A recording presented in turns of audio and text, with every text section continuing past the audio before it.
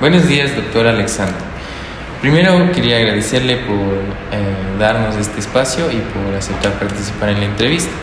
Mi nombre es Gabriel Carrera y junto a mis compañeras Valeria Pauta, Maite Almeida y Micaela Sánchez estamos realizando un trabajo académico acerca del consumo de alcohol en jóvenes universitarios y su normalización social. Entonces, el objetivo de esta entrevista es conocer su perspectiva profesional y su experiencia respecto a esta problemática. Entonces, la primera pregunta sería, ¿qué es la normalización del consumo de alcohol y cómo se manifiesta? Bueno, como tal la palabra normalización nos lleva a pensar que es algo un fenómeno que se da, pero que nosotros ya lo hemos convertido en algo como parte de la cotidianidad.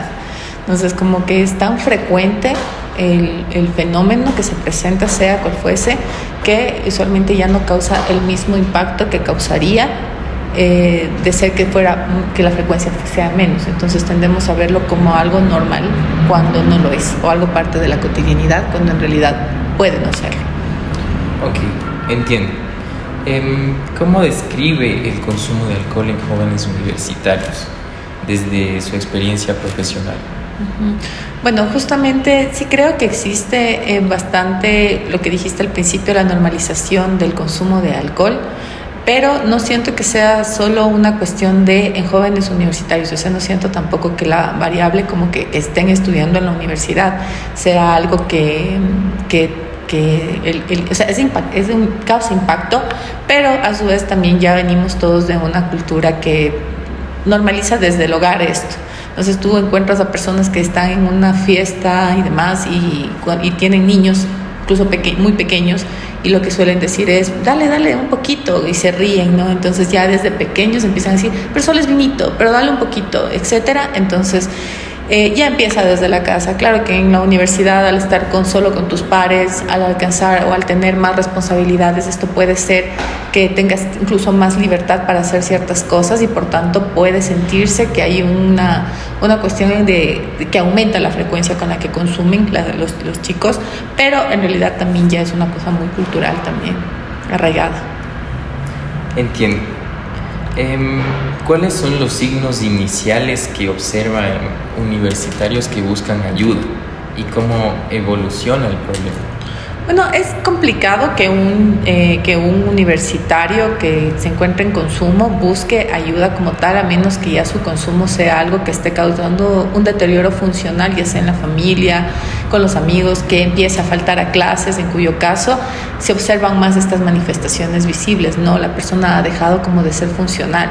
Pero lo que suelo notar mucho es que lo que pasa es que no existe tampoco esta conciencia de esto está sucediendo y por tanto puede que no busquen ayuda como tal, a menos que, como te digo, ya sea algo que sea bastante crónico y que incluso porque tienen esta idea de estoy en la universidad, es un poco más normal el beber, si voy a una fiesta bebo, e incluso entre compañeros existe también la presión de por favor, que tomes, ¿no? Que tomes así no quieres. Y digamos, este consumo es distinto en adultos y en jóvenes adultos, ¿y por qué? Sí es distinto.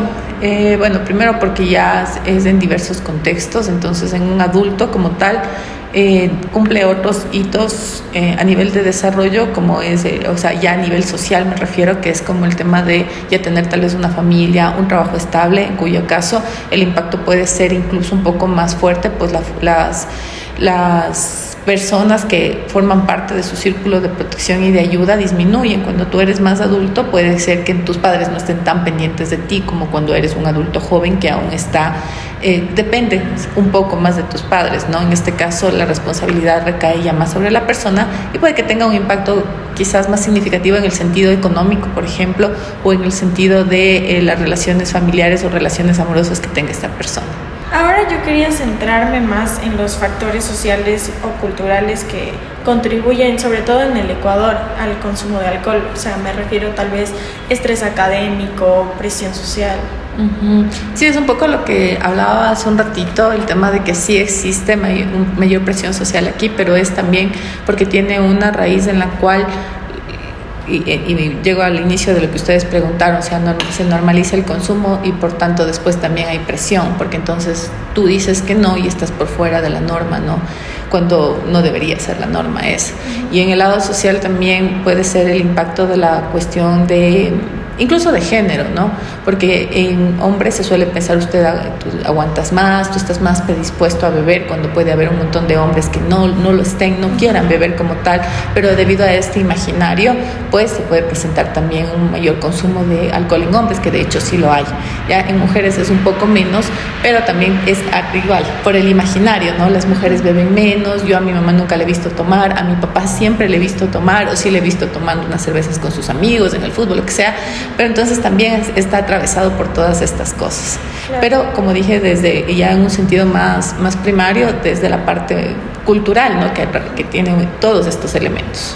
O sea, podríamos decir que este problema se arraiga igual en la familia, como por ejemplo, mucha gente tiene como normalizado que en Navidad, fin de año, reuniones familiares, haya mucho consumo de alcohol e incluso peleas por eso.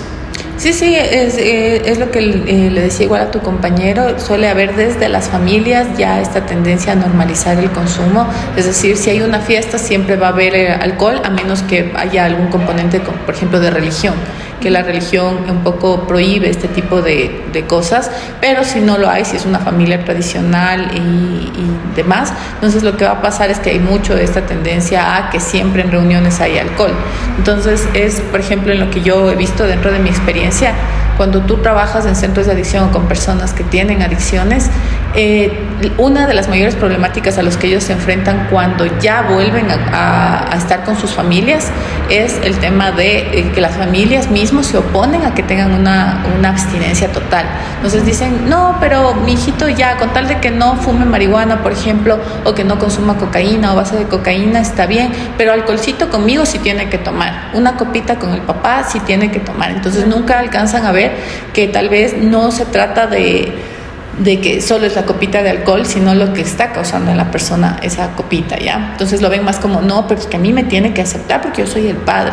Entonces, y mi hijo, aunque sea alcohol, pero lo demás que deje, porque claro, le hace daño, pero no venga el alcohol como una droga. Y eso es lo malo de seguir llamando o separando al alcohol cuando nosotros decimos alcohol y drogas. El alcohol es una droga y es de las drogas más peligrosas porque en un síndrome de abstinencia te puede matar, ¿ya? Entonces es eso, también culturalmente nosotros siempre dividimos alcohol y drogas. Claro. El alcohol es una droga. Y esa diferenciación existe como, digamos, está generalizada en el mundo o tal vez es más grande en Latinoamérica o más grande en el Ecuador. Y sí puede ser que haya una tendencia a ser más en Latinoamérica, pero yo sí diría que hay otros países, dependiendo de las áreas, porque tú puedes referirte a Europa, pero va a haber ciertos lugares en donde el consumo de alcohol también está normalizado y de alcoholes fuertes como tal, ¿ya? En Latinoamérica, como te digo, sí se da, y ya llevándolo aquí es súper común todas las cosas que te había dicho, tener estas costumbres en las que siempre se va a ver involucrado el alcohol, incluso para socializar. Entonces hay personas que no sienten que es una fiesta, o que no sienten una reunión, o que no sienten que hay disfrute o placer si no hay alcohol de por medio. Y es porque el alcohol cambia tu conducta, te desinhibe, y de cierta manera puedes percibir las cosas diferentes de lo que son cuando estás sin alcohol. Claro. ¿Y cuáles serían las consecuencias principales, sobre todo en los adultos jóvenes universitarios, cuando el consumo ya se vuelve problemático? Lo que principalmente pasa es problemas en la familia, ¿sí? Entonces, aunque hay esta normalización, ya cuando los padres empiezan a ver que esto no sucede dentro del entorno familiar controlado, entonces dicen, es culpa de los amigos, es culpa de la universidad, es culpa de los pares. Entonces, un poco lo que sucede primero son los problemas en la familia, pues si hay una constancia de que vengas con signos de haber bebido, es usual que se den cuenta tus padres y por tanto tengas discusiones. Entonces, ahí es donde primerito se manifiesta.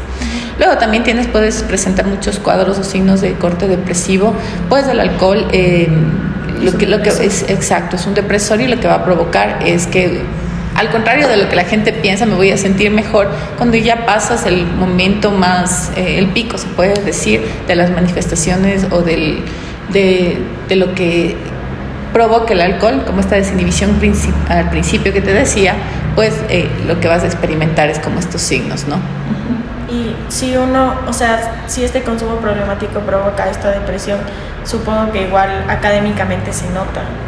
Sí, también se nota bastante y también por lo que te decía, si bien se presenta en la familia, después también existe que la persona deja de asistir a clases, o hay muchos chicos que incluso asisten bajo los efectos del alcohol, piensan que no se les nota, pero uno como docente sí se da cuenta, más bien uno guarda esa delicadeza de decirles algo, pero verdad que sí es algo que se nota. Entonces, por más que pueden tratar de encubrirlo, pues no vas a funcionar y también cada uno de las personas que haya tomado se va a dar cuenta de que no funcionas igual, no piensas igual, no reaccionas igual cuando cuando has consumido algo que cuando no. Y eso de creer que todo el mundo, que nadie se da cuenta de este consumo problemático, es común en general entre la gente que tiene, por ejemplo, alcoholismo. Sí, es muy común y es muy común también que no se den cuenta ellos mismos de que están teniendo un problema. Entonces, por eso te decía que es raro que un alumno, o sea, una persona que estudia en universidad, como que declare abiertamente que tiene un problema de consumo, a menos que ya tú como en atención, o sea, como su psicóloga, digamos, ya en un espacio más cerrado, más privado, le vayas preguntando de esto y la persona te va a ir diciendo, no, sí, o sea, va a ir reflexionando acerca de eso. Pero como tal que yo diga, tengo un problema de consumo, no lo va a ver porque lo que decíamos, está muy normalizado. Luego también el pensar que los demás no se dan cuenta o que no es tan problemático, porque incluso hasta el tema de la comparación, ¿no? Pepito toma 3 veces a la semana, yo solo 2, pero no es esa lógica y esa misma creencia de pensar que tú no tienes un problema es la que te hace no buscar soluciones o no buscar ayuda. Muchísimas gracias. Desde su experiencia en centros de adicciones, ¿qué tipos de intervenciones o estrategias suelen aplicarse en jóvenes sobre el consumo de alcohol? Ok, a ver, las intervenciones que más tienen validez y solidez científica y no empírica son las de corte cognitivo-conductual y son las que aplica el Ministerio de Salud y las que se deben aplicar por norma en comunidades terapéuticas. Sin embargo, sí existe componentes, por ejemplo, de terapia sistémica cuando trabajas con familias, pues cuando trabajas individualmente, tal vez desde la terapia cognitiva conductual, y con familias lo trabajas desde un lado muy sistémico, pues se manejan muchos términos de temas de codependencia, temas de las relaciones familiares y cómo eso ha influido para que la persona se encuentre en donde está. Pero desde el plano de terapia cognitiva conductual, depende de en qué generación de la terapia cognitiva conductual te encuentres, va a ser la lectura de tus casos y vas a poder hacer las intervenciones. Pero en general, por norma, las que más han demostrado, como te dije, una validez científica son las terapias de segunda generación, terapia cognitiva de Beck, la terapia de esquemas, esas básicamente, las de segunda generación. Perfecto. ¿Y usted considera que existe una cultura de consumo de alcohol en el Ecuador? ¿Y por qué consumo? Así es, sí, como es algo que vamos recapitulando a lo que hemos dicho, sí existe, y no solo por el tema de normalización, por la forma en cómo nos hemos criado, sino por todas las cosas que hay alrededor, ¿no? Incluso cosas tal vez cosas que no se tomarían en cuenta normalmente, como por ejemplo que las celebraciones que son más de origen indígena, como el Inti Raymi, cosas de este tipo, siempre va a tener la mama negra, todas estas cosas siempre va a tener esta connotación con alcohol. O sea, si no, parece ser que alcohol igual a diversión, ¿ya? O alcohol igual a algo que se hace comúnmente y que se da yo diría que en absolutamente todos los contextos. Siempre hay alguien que quiere invitar al alcohol o traer una botella de alcohol y demás, ¿ya? Y en la costa es un poco incluso también ya no solo parte de reuniones y celebraciones, sino tal vez también parte ya de, como igual en España, el tema de me tomo una copa de vino con el almuerzo, me tomo una cerveza cuando almuerzo, cosas de este tipo que una vez más pueden parecer normales, ¿no? Pero a la final no lo son. La OMS establece un número de veces en las que una persona ha consumido y que ya es considerada abusadora de alcohol como tal. Okay. Desde su perspectiva, ¿cuáles cree que son las principales limitaciones que existen en el Ecuador para abordar esta problemática de manera efectiva? Pues principalmente considero que en el tema general de salud mental, pues las adicciones, incluida al alcohol, es un problema de salud pública. Entonces, una de las principales limitaciones, si no es la más grande, es el tema de cuántos recursos económicos se dedica a poder tratar a personas que tienen algún tipo de problema. Y ojo que las adicciones, incluida el alcohol, o sea, el alcoholismo como tal, siempre tiene una patología dual. Entonces, en este caso, no es que son personas que simplemente presentan problemas con el alcohol o de abuso de alcohol, sino que a su vez tenían antes o lo tienen durante todo esta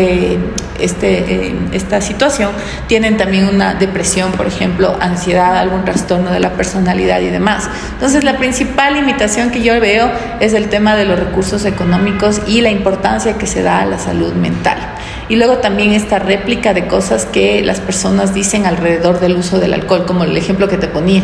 Muchas veces la mayor dificultad al tratar con personas adictas o que tienen algún tipo de abuso de sustancias es el tema de la familia. La familia parece ser que si no reconoce ciertas cosas como una droga como tal, o como que hay un problema con eso. ¿Y qué papel considera que cumplen las universidades en la prevención del consumo excesivo de alcohol? Pienso que pueden brindar los servicios que de hecho ya los tienen algunas universidades implementadas, como el tema de bienestar estudiantil. Algunos tienen sus propios centros de psicología, como lo es aquí, que sí tienen el centro de psicología, y que pueden esos ser recursos internos que promuevan que una persona busque ayuda. Y si hay una promoción de esto, es la manera en la que pueden ayudar. Porque claro, o sea, al tener una gran cantidad de personas que pasan, que estudian, entonces en este caso es muy difícil que tú puedas quizás estar pendiente de uno en uno, de cómo está yendo su vida y cómo está haciendo este consumo problemático y demás.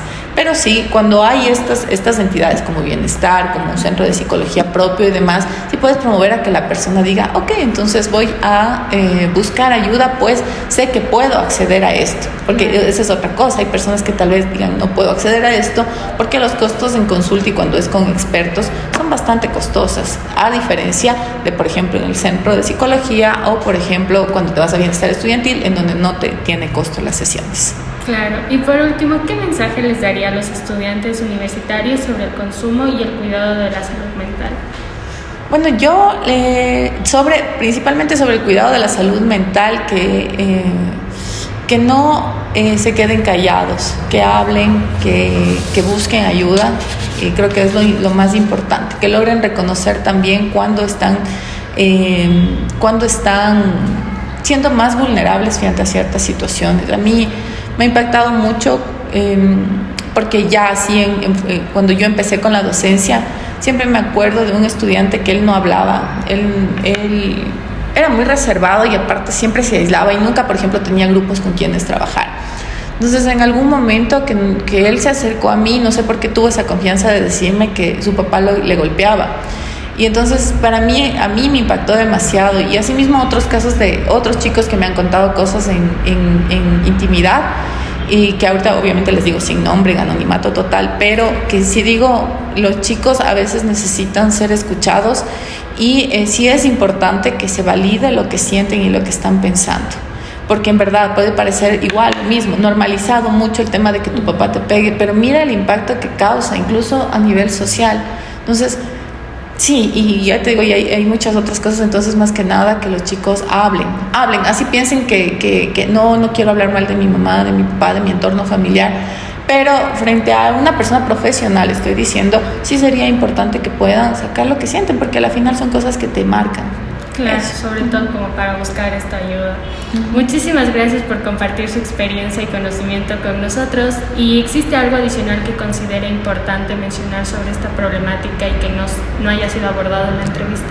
Bueno, quizás puede ser cómo se manejan los centros a nivel y el tratamiento a nivel público de personas que tienen algún tipo de adicción. Sí, puede ser eso. ¿sí? Pero no sé en qué mismo estaba enfocado, creo que en la normalización, básicamente, así que si es de eso, creo que sí lo abordaron. Muchísimas gracias. Con gusto.